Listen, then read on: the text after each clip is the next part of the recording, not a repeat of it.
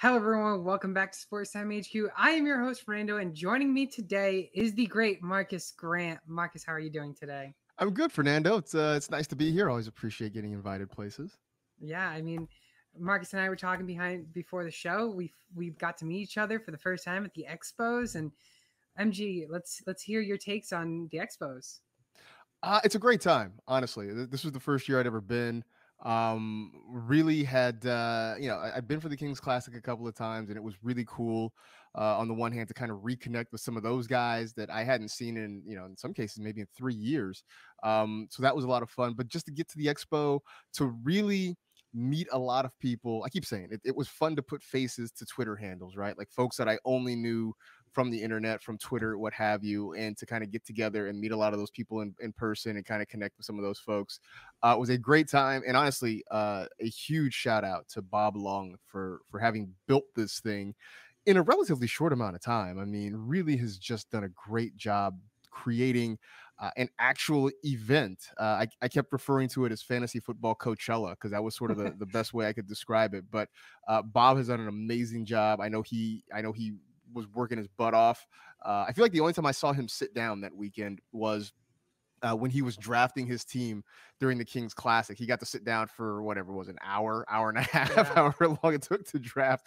Other than that guy was on the move. So I hope truly that he got to just lay down and sleep for like a week when it was over. Yeah, I was actually going to say, I don't remember him ever sitting down, but then once you said that, he did finally actually sit down for that one time. Yeah, that was it. Just to draft the team, and then he got back up and was on the move all over again. Exactly. But, it was a great draft, and who knows, maybe you can get into that draft next year, Got some Fabianos in there. So I'm part of the Kings. I know it's like a 3-division thing. So you've got the Blanda. I can't remember all the names, right? Like I'm in one of them though. So like I was over on one side. I know there was like the big table. There was the international table, and I think I don't know if I know some of those people were actually in Canton. I think some of them were remote because, like I said, it's an international group. So I know Mauricio Gutierrez, who does a great job with NFL Mexico. He was there in person, but I know there's a lot of folks that are overseas that were drafting as well. So it's so much fun. It was really, really a good weekend. So I would say to anybody out there, if you were thinking about going, I would highly recommend it next year. Yeah, and I had a booth this past one, and I again also highly recommend it. It's just a great time. You get to meet a bunch of new people that you've never met in person. Absolutely. I think that's it's this is sort of a community. You feel it though more when you're actually in person with those folks. Exactly, 100%. But let's finally get into the show, and let's talk about some news and notes around the league. And we heard yesterday, Baker Mayfield was officially named the starting quarterback for the Panthers. Are you targeting him at all in fantasy drafts? No. I will say this. It wasn't a surprise. I think from the moment the Panthers made the trade with Cleveland to bring Baker Mayfield in, I think we all sort of assumed he was going to be the starter. And it was an interesting camp battle. Sam Darnold certainly put up a fight and didn't make it easy on Matt Rule and the coaching staff. But in the end, I think they made the right choice going with Mayfield. So it doesn't surprise me. I'm not targeting him. I guess if anything, it does make me feel slightly better about DJ Moore. I feel the same about Christian McCaffrey regardless. Maybe now I'm more willing to take a late shot on Robbie Anderson, but even that is sort of questionable. So, if anything, I guess it sort of reinforces my confidence on some of the other pieces. But no, I think outside of like a super flex or a 2 QB league, I don't know that I'm taking a swing at Baker Mayfield. Yeah, he's being drafted right now as a QB 25. Again, I'm willing to keep him in the draft, not draft him at all. But like you said, Superflex, maybe I'll take a shot. But honestly, I'd rather have someone else that's actually later in the rounds, like a Davis Mills. Yeah, Davis Mills is interesting because I kept saying that last year I thought that he was the best rookie quarterback just by play. Statistically, it was Mac Jones. But I think when you factor in everything going on around Davis Mills there, I thought he was kind of the candidate to be the best rookie quarterback. Curious to see what he does this year.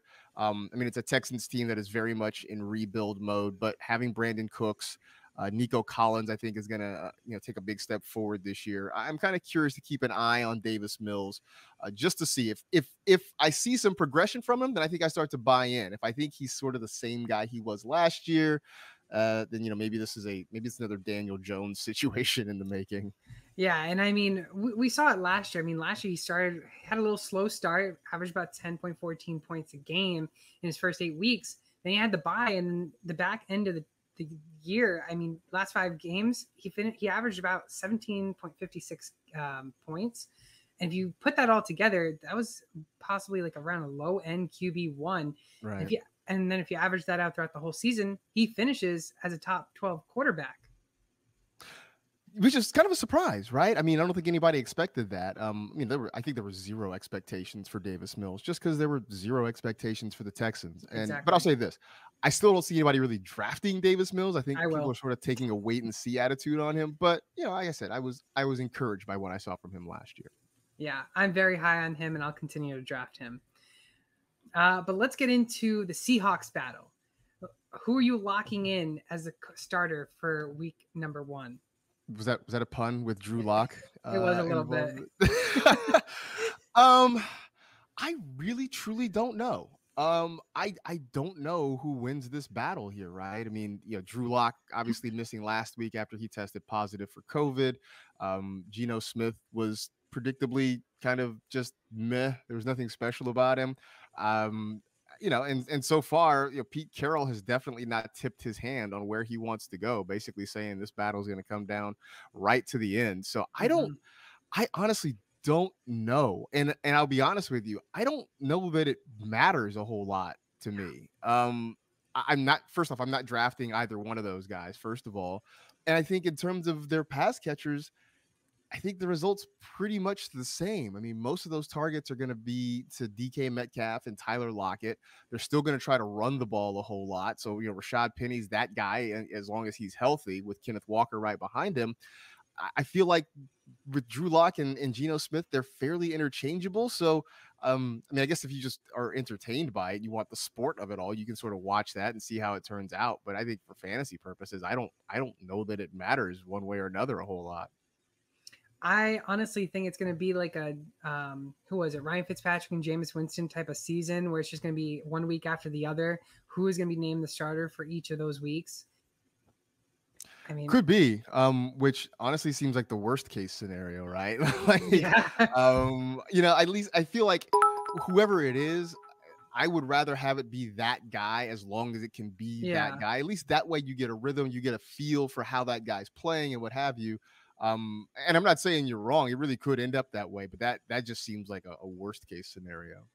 Yeah, and I hope that doesn't happen because, like you said, I mean, the chemistry's there with certain players for certain. The quarterback, like Geno Smith, could have chemistry with Lockett, but Lock could have chemistry with DK. I mean, it's just totally different, and then it hurts your fantasy value on those two guys on who you want.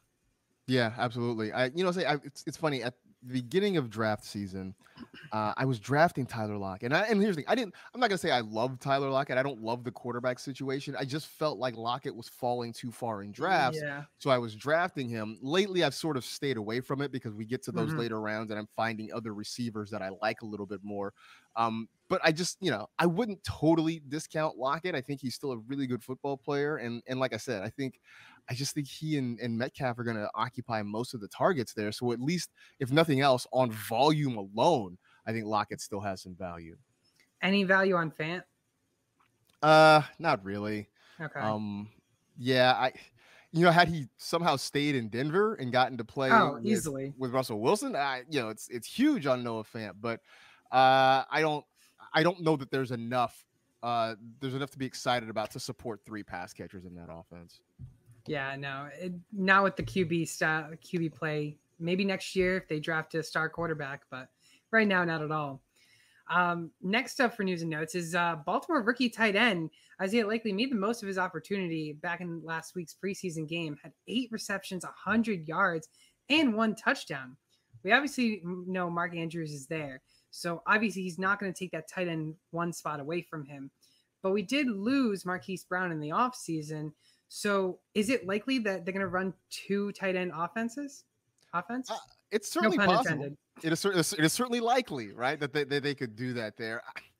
I think this is for me a situation of opportunity versus talent, and actually had this conversation. I was on a Twitter space yesterday, and this conversation came up about Isaiah Likely, and I feel like the group was sort of split.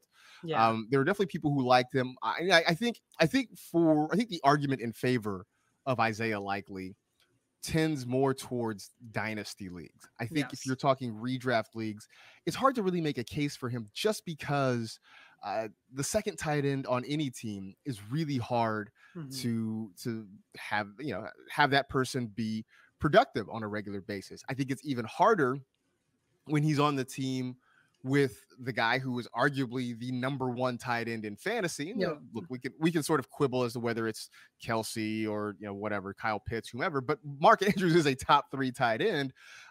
It's hard to see a path for Isaiah Likely to get a lot of those opportunities. I know they want Rashad Bateman to do more this year with Marquis Brown no longer in Baltimore. And just the history of the Ravens offense under John Harbaugh and with Lamar Jackson at quarterback suggests there's not enough passing volume there. Again, sort of like I said with Seattle, there's just not enough passing volume there to sustain 3 pass catchers. So Andrews is certainly going to take the bulk of those targets. I think you're going to see Rashad Bateman get a good chunk of them. And then the rest, everybody else on that roster is sort of playing for whatever is left over. So I think Likely's talent is undeniable. I just don't like the situation. Now, a few years down the line, if he's still there and the Ravens decide to move on from Mark Andrews, and even that is sort of questionable considering how Yeah. Andrews has played the last couple of years. But they moved Maybe Brown then. too. Yeah, so I don't know. I love Likely's talent. I don't like his situation, and for that reason, I'm just at least in redraft leagues, I'm sort of off of him. I think in dynasty, you can make a case that maybe now's the time to now's the time you can try to trade for him. Although I think after last week that the price probably went up. Yeah, 100%. And we've seen in the past in years, excluding Kyle Pitts, but I mean, tight ends usually take a few years to actually develop and become fantasy relevant. And that's exactly what we could be seeing with Isaiah Likely. He won't be that much of a factor here this season. Dynasty, of course, but maybe in a few years down the road, it's likely he could become a good tight end. Yeah, I mean, and we've seen the Ravens. They are really good at developing tight ends. The problem is they also seem to hoard tight ends. So it gets hard to sort of pick one. I mean, there's a reason we kept waiting for Hayden Hurst to really pop, but he was in a crowded tight end room and it just never really happened. So, I fear that that's what's going to happen, at least in the short term, to Isaiah Likely. Yeah, exactly. And then last about news and notes is Kenny Pickett. He's kind of actually been looking good in the preseason. Do you expect him to win the starting job? Because at first I thought Mitchell Trubisky would be the starter, but of course we've seen highlights in the preseason. Right. I think Trubisky maybe wins this out of training camp. I think Trubisky's probably your week 1 starter, but I don't expect him to keep that job all year long. No. And I think what we've seen from Pickett really sort of reinforces that. So I'm curious to see sort of how this plays out, because I think is that right now, both those guys are an upgrade over what Ben Roethlisberger was at the end of his career the last couple of years. Yeah. I'm not sold that either one is great or is the quarterback of the future in Pittsburgh. But, I think they bring another dimension. One, Ben was dealing with diminished arm strength the last couple of years. But those other guys, whether it's Trubisky or Pickett, also add a mobility factor that Ben didn't have the last few years of his career either. And I think where that has an impact is on a guy like Najee Harris. Last year, Najee caught, I think, 74 passes. He got 74 passes for less than 450 yards. Like, that's not great. But so many of them were sort of panic throws from Big Ben as the pocket started to break down, and knowing he wasn't going to be able to escape, it was easy just to dump it off to Najee Harris. Exactly. My fear for Najee is that he doesn't have the same level of production when you have a quarterback like Trubisky or like Pickett, that when things start to get bad in the pocket, those guys can get out and run themselves. So maybe he doesn't get a lot of those cheap dump offs. So that I think is sort of where the difference is. But like I said, I think Trubisky probably does enough to be the week 1 starter, but I think he's going to spend a lot of the season looking over his shoulder at what's going to happen. If he makes a mistake, I think Pickett will be on the sideline, warming up his arm, getting ready to come in. Yeah, and you took the words out of my mouth right there. I mean, I think he's going to be on a very short leash, and I think if something starts to go wrong for him, it's Pickett time. Absolutely. No, I 100% agree. Yeah. So now it's time for the sleepers, our 2022 sleepers, and we're going to start with the quarterbacks. And I'm going to start with you. So, had you asked me this question a couple of months ago, I would have said Trey Lance, like probably everybody in the world. But I think we're past the point of Trey Lance being legitimately a sleeper anymore, right? I mean, he's being drafted as a top 10 quarterback. So I think he's out of the realm of sleeper. So in that respect, I'm going to pivot to Tua Tagovailoa. Okay. I have been a Tua backer from the beginning, and I know that folks in Miami have sort of been antsy about what his future could be, and I know there's a lot of talk that this is very much a no excuses year for Tua. They go out and they trade for Tyreek Hill. They've already got Jalen Waddle there. Mike McDaniel comes in to sort of try and juice up this offense. They bring in a ton of running back help, so the pieces are around Tua. I believe in him. I think you're talking about a guy who, first off, was coming into the NFL off of a major hip injury. And I keep saying to people, this is the same injury that a couple of decades ago ended Bo Jackson's career. I guess almost 3 decades ago. Yikes. Ended Bo Jackson's career. And I'm somebody I'm old enough to have grown up watching Bo Jackson play and seeing how phenomenal of an athlete he was, and understanding that for an injury to really derail his football career, it really means a lot. So for Tua to not only come back, but to come back and start to work his way back in, I think that's phenomenal. And so I think this is a year you'll see him really attack downfield because he's got all kinds of speed to work with. I don't think he's ever going to be a big time runner, but I think he can run enough that he's going to put up respectable numbers. And when I say sleeper, I'm not going to sit here and tell you that Tua is going to make this jump and we're going to be talking about him as a top 10 quarterback at the end of the year. I don't think so. I think he's a QB2 that has some good streaming potential, that has some maybe fringe quarterback 1 upside. I think though that for anybody who has just sort of written him off and is fading him, I think you're going to be surprised. I really think that with McDaniel there and with the weapons he has around him, Tua is in store for a really good season this year. Yeah. And I mean, I'm not all that into Tua, but QB 15 right now, you got Tyreek Hill. And like you said, all the pieces are there. So honestly, this is his last year to really show that he is worth a starting quarterback. And I think if he struggles again, I think they're going to be shopping for a new quarterback next year. Or who knows, maybe they're in the works of getting Jimmy G in the middle of the season. That's going to be interesting too, is what happens because Garoppolo comes in. He's obviously familiar with the head coach. They had that connection together in San Francisco. That was going to be very interesting because now it seems like now the idea of Garoppolo going to Cleveland is sort of out of the works. Yeah. So maybe if things go sideways with Tua, maybe that's the deal that happens for San Francisco. Yeah, because I mean, I was thinking Jimmy G would go into Seattle, but at this point, I really don't see them really trying to win games here. They maybe even want to try and lose games to get that top quarterback. Yeah, and I can't imagine the Niners wanting to trade him to Seattle. Yeah, exactly. In division. They're a better team than the Seahawks, but the last thing you want is to have to deal with him twice a year, and then heaven forbid he beats you one of these times, and your fan base is just going to never let you forget about it. Exactly. And then that's when you regret trading them to an in-division team. Absolutely. So I don't mind the Tua pick. I'm not a big fan of Tua. I kind of stayed away from him in rounds this year. But again, this is a sleeper show, so he could easily be a sleeper. I'll go with my pick. And I was actually torn between 2 people. I love Mills, as we talked about already. I love Mills. Mills is a great guy. So I won't already dig into him even more because I already kind of talked about everything about him. I was actually debating between Russell Wilson or Matthew Stafford. And I'll go with Russell Wilson first. And the reason why I'm going with Russell Wilson is because he's being drafted right now as a QB 11. Obviously a QB 1. I think, though, people are sleeping on him and he's falling in later rounds. And the reason why is because, I mean, I don't understand the reason why. And I really don't, because you're in a new team and you have so many great values with Cortland Sutton there, Jerry Jeudy, KJ Hamler now. But then you also have Javonte Williams, Melvin Gordon. I mean, this team is built for success with Russell Wilson. And I mean, Wilson, if you've seen his stats in recent years, I mean, he's finished top 10 in every season except for his rookie season. And then his last season when he had a finger injury and he required surgery and everything. So he had to miss games. So honestly, being outside the top 10 for Russell Wilson, I think is absolutely insane.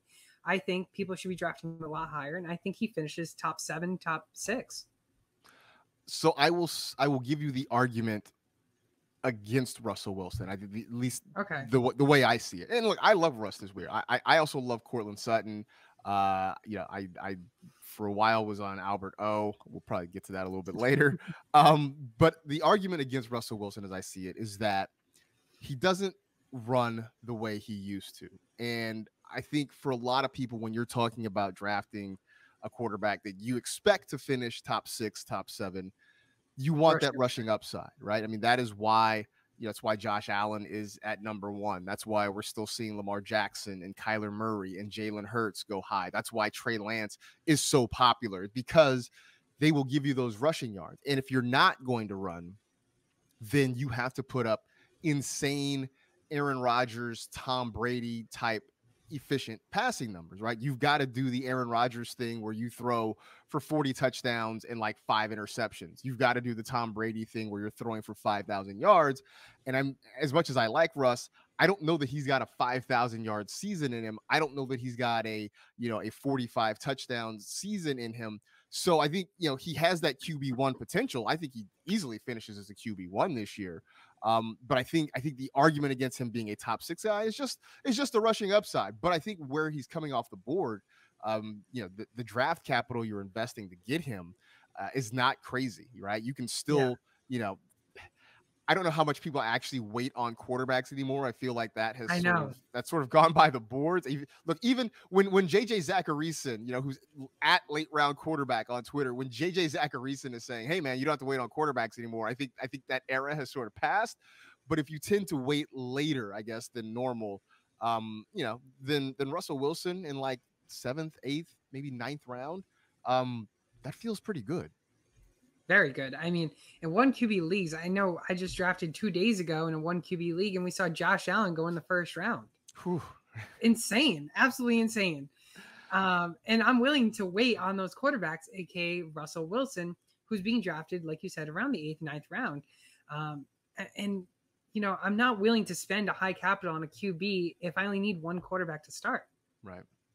No, I completely agree. Like the last few years, I would wait until the 5th, 6th round. I was drafting guys like Dak Prescott. I was getting Russell Wilson in that round. I mean, I did a draft a couple of days ago where I took Joe Burrow, I think in the 6th round, something like that. So, I'm not. Here's the thing. This is my rant that I always do when we talk about quarterbacks, is that I want us to change quarterback scoring so that we live in a world where we all think Josh Allen is great. Where in the past we all thought Patrick Mahomes is still great. I shouldn't say was. We all think Patrick Mahomes is great. It shouldn't be a strategic disadvantage to draft those guys. But that's sort of where we are now. So as long as we live in that world, I'm going to wait. I'm going to hang out till like the 5th or 6th round. I'm going to take the Joe Burrows of the world, and I'm going to be happy for it. Yeah, I mean, I'm not willing to spend high capital on it because running backs are more important in 1 quarterback leagues. Absolutely. I mean, look, even if everybody in your league drafts 2 quarterbacks, there's still talent there in the later rounds. So there just isn't the imperative to go out and spend a 2nd round pick on a Josh Allen. Yeah, and it's not worth it at all. I love Josh Allen, and I barely can get him unless I'm drafting 1.1 in Superflex League. Pretty much, right? I mean, that's the only time he's really worth it. Yep. No, I agree. So I guess you're in on Russell Wilson being a sleeper, but not that high is where I said. I just don't see the ceiling quite as high as you do, but I feel like he's going to be fine. And like, look, if you want a fairly low cost stack, I think a Cortland Sutton, Russell Wilson stack's just not going to cost you a whole lot in the draft. So you're more Sutton over Jeudy. I am. And my pal Michael F. Florio and I we disagree about that. He's team Jeudy. Yeah. I'm team Sutton. I think you're talking about a guy who's a deep threat now paired with one of the best deep ball throwers in the NFL. It feels like everything we want it to be.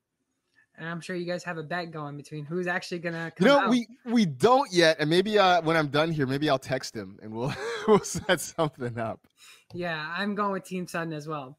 But anyways, Russell Wilson and Tua are our two top picks for being a sleeper quarterback for this season. And for running backs, 2022 running backs, I'm going to actually go with a guy. I mean, a lot of people have started to get onto this train. I think NFL fantasy has also gone onto this train. Maybe you were part of that. But Damian Pierce is one of my biggest guys. I mean, once he was drafted into Houston, I said he was a breakout candidate. I said that he was bound to get the starting role. And I drafted him in every dynasty league I could possibly get. And now in redraft leagues, I'm trying to get him everywhere as well. He's being drafted right now as the RB 43. That's pick around like 122, which is like kind of the 12th round-ish. And I mean, we've seen the value increase, but we know Marlon Mack is there. And a lot of people thought Marlon Mack could have been that starter. But again, he's coming off the Achilles injury from back in 2020. And he's only appeared in 7 games in the last 2 seasons. He's had injury problems just about every season he's been in this league, whether it's minor or huge like the Achilles. But this is Pierce's backfield. And getting him as an RB4 where he is at right now to be an RB2 potentially towards the end of the season, I mean, I think he finishes top 25 in my opinion as a solid RB2, and I think a lot of people are starting to realize that. Yeah, no, I'm big on Damian Pierce, and I feel like you're right. I think people are starting to kind of come around to that. And for me, it started mostly because I thought volume was going to be there because there's very little in this Texans offense that I think is solidified. I mean, we know Mills is the quarterback. We know Brandon Cooks is the wide receiver 1. Looks like Nico Collins has probably locked up that wide receiver 2 job, but the backfield's wide open. And I just don't see, it doesn't make sense for me for the Texans to keep hammering Rex Burkhead at this point, right? Like, look, I get it. Rex has had a decent career and he's a nice utility option. He can catch the football. He can run between the tackles. He can do a lot of what you need, but there's nothing special about Rex Burkhead. Meanwhile, you've got this rookie Damian Pierce. Why not give him an opportunity? So I thought originally it was going to be based on volume. Then it turns out that he's been the best back in camp for the Texans. I will say that if there's anything working against him, it's that, on the whole, the Texans are going to be bad. They're going to be playing from behind probably a lot, especially in the second half. So maybe game script sort of limits his opportunities. But I just think that he is going to be the running back of record there, and that alone is going to help him. So yeah, I have been very much on the Damian Pierce train. I can't really take. I know the NFL Fantasy Handle tweeted about it. I can't take complete credit for it, but I do want to think that the folks who run our social media actually listen to what I say occasionally.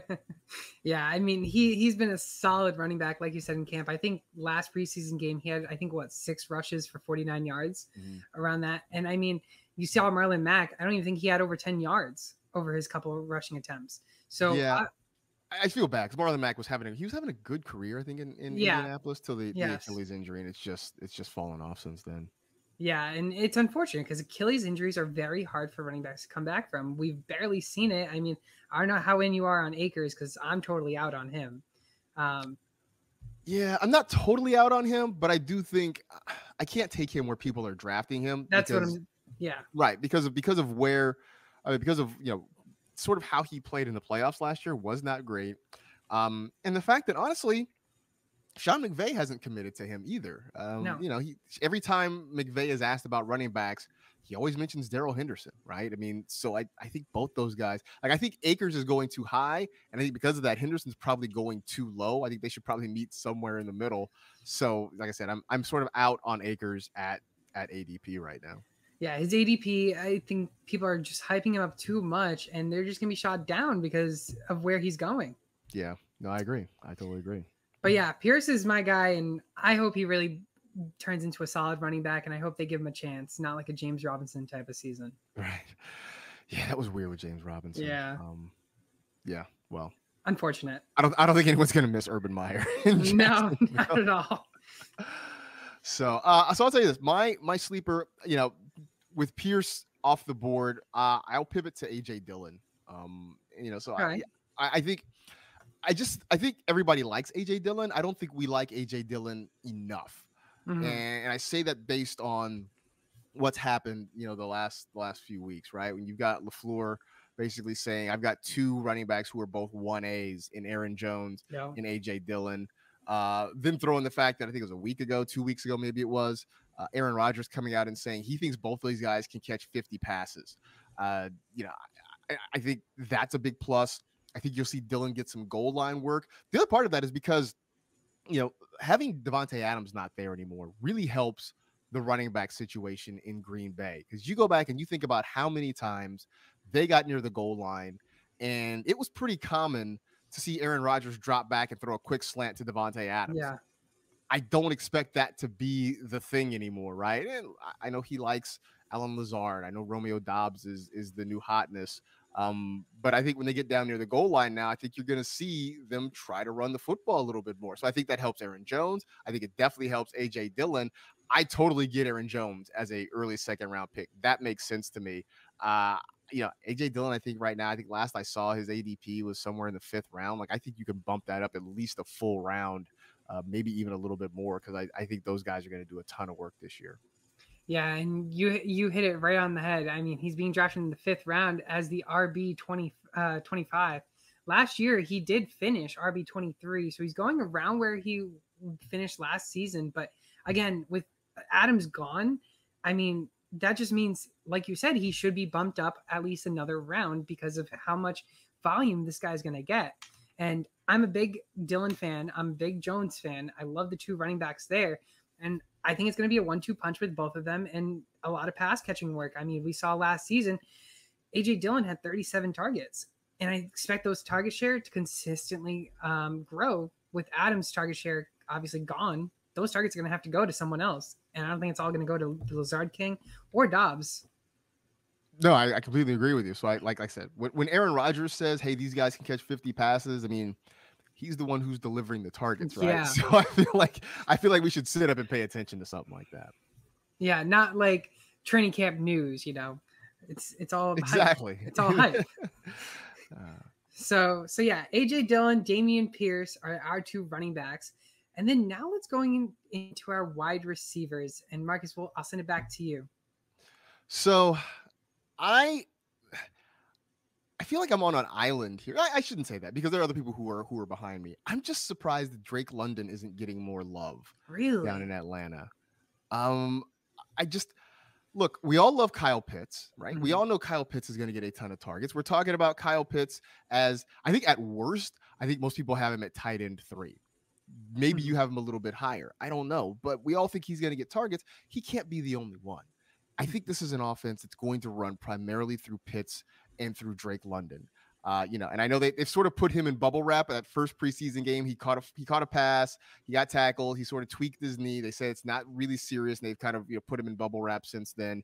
He's a big body guy. He played a little bit of basketball at USC, but just a big body target who's really good after the catch. And I think he really fits with a quarterback like Marcus Mariota, who doesn't necessarily press downfield a lot. He'll do it occasionally, but that's not really his game. He's about putting the ball in space, letting guys make the catch and doing work after it. And I think London is really perfect for that. So, look, I know they've got Olamide Zaccheaus. I think they got Kaderil Hodge. They got a few other guys there, but I think this passing game primarily, I guess Cordero Patterson's going to catch the ball too. But I think most of the targets are going to be Pitts and Drake London. And London, I'll say in a lot of drafts, London apparently is still available in double-digit rounds. Like, I'm not in those drafts because if I was in those drafts, he would have been long gone by the time we get to round 10. I love him as a 3rd or 4th wide receiver, and I feel like he's just not getting enough love there. Yeah, London's going wide receiver 40, just at around pick number 95. And you're not nervous with the rookie type of form with Marcus Mariota there? You're not concerned at all with that? Not really, not enough at least. And like I said, I love him as a 3rd wide receiver, so I'm not counting on him to be that dude for me every single week. But I think early on he's going to get a lot of work, and as they get more comfortable and they get further into the season, I think that target share only goes up. I mean, we sort of saw it last year with another former USC wide receiver with Amon-Ra St. Brown. Mm-hmm. I know St. Brown's situation was a little bit different because there were injuries sort of involved, but as the season went on, you could see he and Jared Goff were getting more comfortable together. And I think you're going to see that in a lot of ways with London and Marcus Mariota. And I think by the time we get to midseason, certainly by the time we get to the fantasy playoffs, I think that connection is going to be humming between the two of them. My only concern on this is the QB situation, whether or not Desmond Ridder comes in at all throughout the season, whether it's midseason or back half of the playoff season. So that's my only concern on that. But his value is there. I mean, getting him as a wide receiver 4, you can keep him on the bench if you only have 3 wide receivers to start. But if Drake London starts to consistently get like over double-digit points, I mean, he is a guy that should be owned in every single league. I think he should definitely be drafted in every single league. And I do think that we're going to see Desmond Ridder before the year is out. Yeah. But again, I just don't know how many wide receivers they are really going to trust, and what kind of snap share and what, the number of routes run. I think for London, it's going to be him and Pitts. I mean, that's the future of this Falcons passing game. And I think he's going to get those targets. And you don't think any possibility of maybe Odell signing there? Not really, just because I think, I don't know, if I'm Atlanta, do I bring in Odell? Because we're not a contender this year. I think if you see Odell sign somewhere late in the year, it's with a contender. It's him going back to the Rams. It's him maybe going to the Bills. I just don't see anybody who's not really making a really serious run at a Super Bowl taking a shot at Odell. Yeah, I mean, anyone who really goes for it is if they face an injury with a key player. Right. And we saw that last season with Robert Woods going down. And then Odell came in. Yeah, well, actually, remember, right? They were actually there together for like a day. I think they signed Odell, and the very next day, Woods tears his ACL in practice. So they never got to see the Cooper Kupp, Robert Woods, Odell Beckham trio on the field together because Woods got hurt almost immediately. Yeah, which was unfortunate for Woods. And I still love Woods. I still think he's great talent. I think he's going to do well in Tennessee. I hope so. I really do hope so. I like that guy. Yeah, I drafted him over Kupp every single year. I did too, which last year probably wasn't the smartest thing to do. Yeah, exactly. But I did it. Yeah. You have your guy and you want to draft him every year. I mean, exactly. So absolutely. I'll go with my guy, and my guy's actually literally right next to yours for wide receiver rankings. And I mean, he's going wide receiver 39, 1 above you. And he's going pick number 92, so 3 picks ahead of you. And that's Rashad Bateman. And the reason why I go with Rashad Bateman is last year, finished wide receiver 69. Of course, that's not the greatest for wide receivers, we know. But Marquis Brown got traded during the draft, which, I mean, it came from a surprise. No one even knew. Not even Lamar Jackson knew. He was even going crazy. So those target share, the targets that Brown got is going to have to be spread out to more people. And it's likely going to come out with Rashad Bateman being that top talent there, and he's going to get mainly all the targets. I mean, I don't know. It's crazy because I'm going to read you a couple stats. Marquis Brown, 145 targets last season, 38%, 6 touchdowns. Rashad Bateman, 67 targets, 18%, 1 touchdown. Mark Andrews, 154 targets, 40%, 9 touchdowns. So that was 366 total targets. Lamar Jackson had 382 targets or passing attempts. That means that there was only 16 targets that didn't go to any of those 3. So that 145 targets that Marquise Brown got is going to have to go to someone, and it's going to have to go to Bateman. And I'm projecting him to have well above 100 targets, maybe even up to around Marquise Brown's 140 targets. And there were 16 touchdowns that were thrown by Lamar Jackson. All 16 came from either one of those 3 guys. That means Lamar Jackson will be throwing to Rashad Bateman more and more in the end zone, possibly. No, I think you're right. And I do think we sort of have underrated him. Yeah. And I can't really explain why, but when I talked earlier about talent versus opportunity, we talked about Isaiah Likely. Rashad Bateman falls in that category. I mean, this was a guy that all the draft nicks, all the scouts loved him coming out of college. And, all signs point to him being a very good receiver. But I said, well, he's not really impactful in fantasy, at least as a rookie, because he's going to a situation that they don't throw the ball a whole lot. And he's got guys ahead of him. Well, one of those guys that was ahead of him isn't there anymore with Marquis Brown now in Arizona. So that does open things up. And all signs have pointed to the Ravens wanting him to be their wide receiver one. Now, he's not going to be the top target because that's still going to be Mark Andrews. But he does step into that wide receiver one role. And so I do think he really does get a huge boost in targets. I don't know that he gets up to that 145, 146 number, whatever it is that Marquise Brown was at last year. But I do think you're right. I think he gets into triple digit targets. I think that, he gets a corresponding boost in yardage. Hopefully the touchdowns come with it. So, if we liked Marquise Brown all these years, as a wide receiver 2, for instance, in Baltimore, I don't know why we wouldn't think the same for Rashad Bateman. But the fact that he is going so late, it is kind of a head scratcher. So I do think right now you're talking about a really solid value with him coming off the board as late as he is. Yeah, and I mean, I'll try and bait everyone I can, but he is that guy, and he is going to be that guy that's going to start the whole season, bearing an injury, of course. Obviously, like you said, Mark Andrews is going to be a starter. Who knows? Maybe they do go for 2 tight end sets, and maybe we have a likely chance that Isaiah comes in. Yeah, I mean, I do think Isaiah likely will get on the field. Obviously, they like his talent, but I think you're going to be talking about him as sort of one of the other guys there in that passing game that's getting targets. Like the Devin Duvernays of the world. He'll be fighting for targets amongst that group. I just, this offense has just never really had room for 3 productive fantasy pass catchers. We already know Andrews is going to occupy one of those spaces. It looks like Bateman's going to get the other. So everybody else, I just don't, aside from maybe week-to-week streamers, or you want to play in a best ball league, I think that's sort of the only way you can count on any of these other Ravens. Yeah, and I mean, there could be concerns about even the running back situation, because we saw last year Baltimore, they lost all their running backs just about. The only running back they didn't lose was Lamar Jackson. So they did. And, I'm trying to figure out, how much I like J.K. Dobbins, because they've been very, they're optimistic about him, but it's not as though it's been like, hey, green light, let's go, J.K. Dobbins full speed ahead. They're still sort of waiting. And now that we know Gus Edwards is on the PUP list, so he's going to miss the first 4 weeks of the season.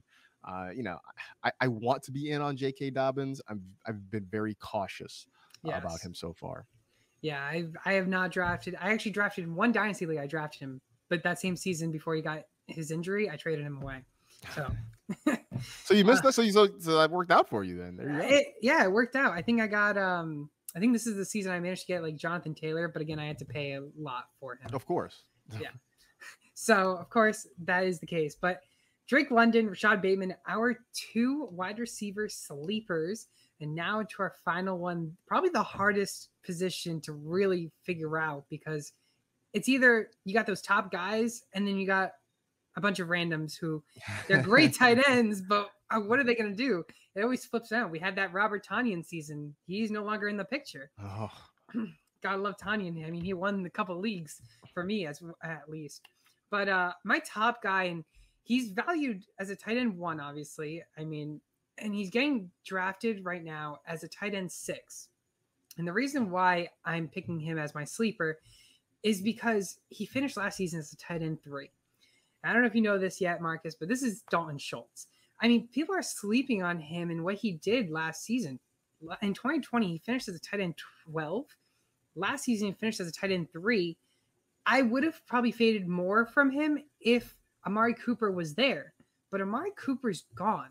Amari Cooper, I'm going back to the target share. Amari Cooper had 103 targets. And it's not like they brought someone big in.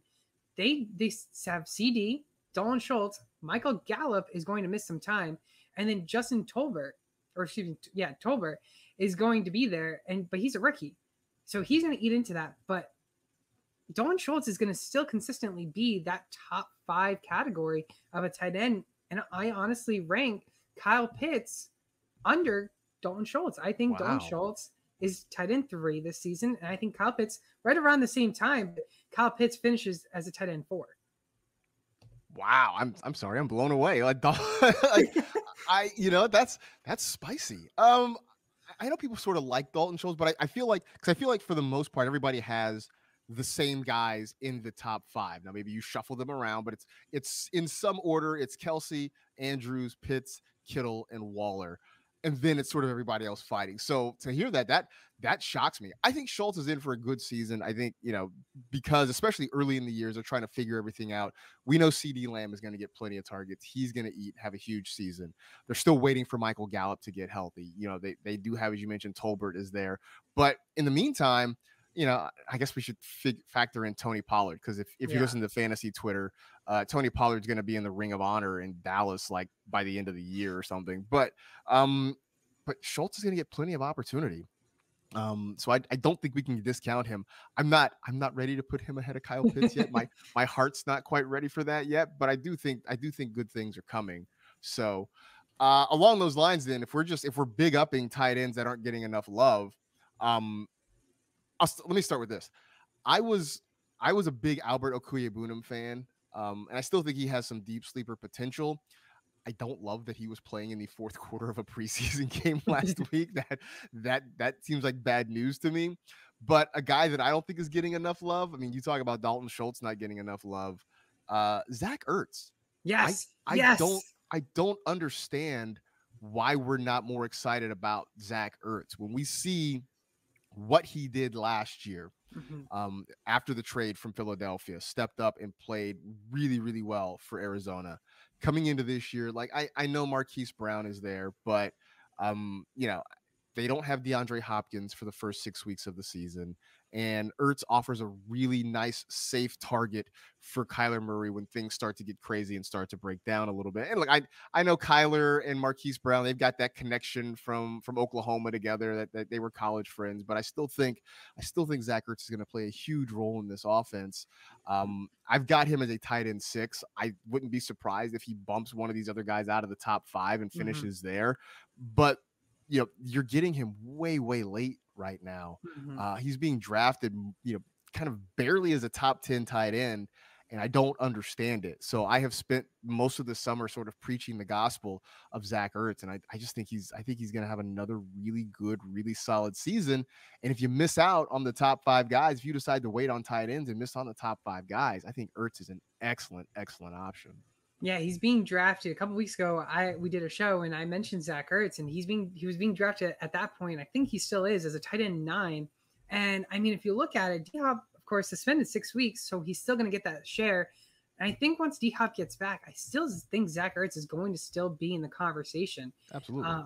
I mean, I don't think he goes away. And we know the problem with tight ends. I mean, tight ends they flip-flop all over the place. We saw that Hunter Henry trained for a good couple weeks until his touchdown production left, and then he was no longer really a factor. But he still managed to finish as a tight end 10 for Hunter Henry. But I mean, Zack Ertz, I love Zack Ertz. And back in Philadelphia, I wasn't a big fan of him because of Dallas Goedert eating in with some of the shares.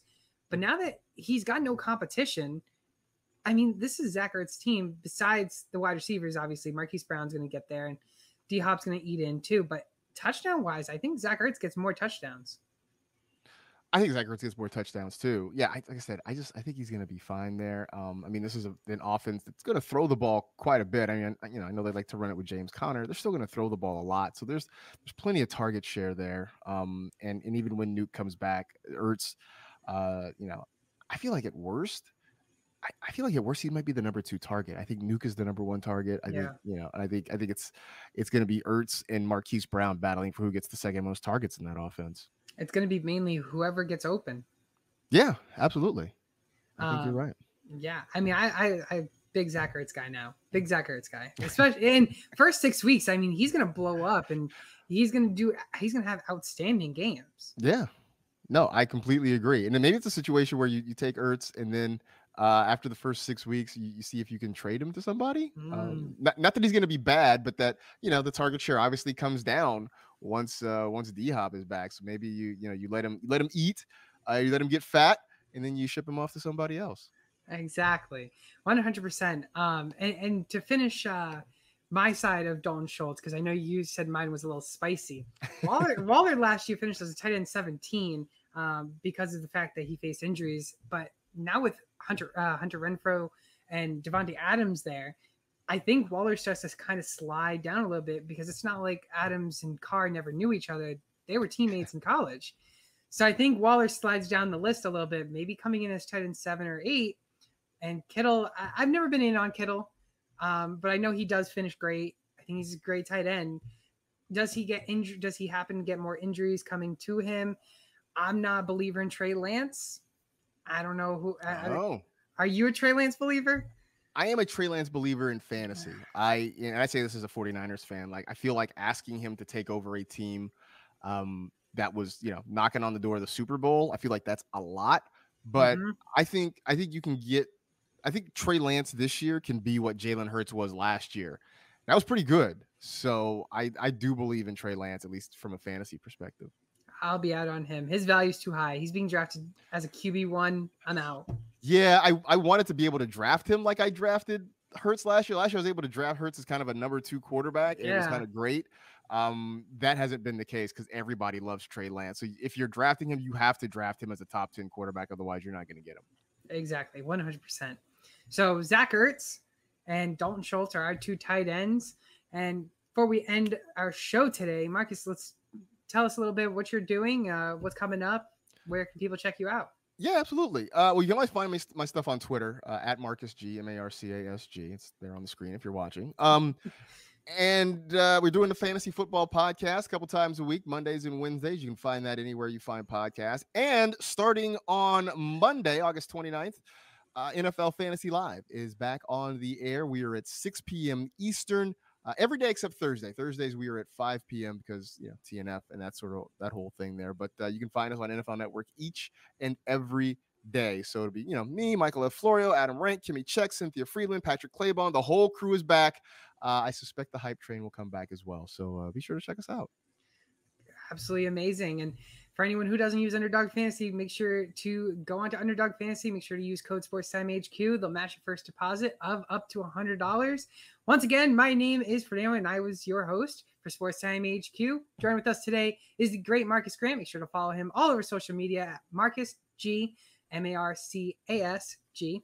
And we'll see you all next week on Tuesday, where we'll have our weekly podcast starting on Tuesdays at 12:30 p.m. Eastern Time.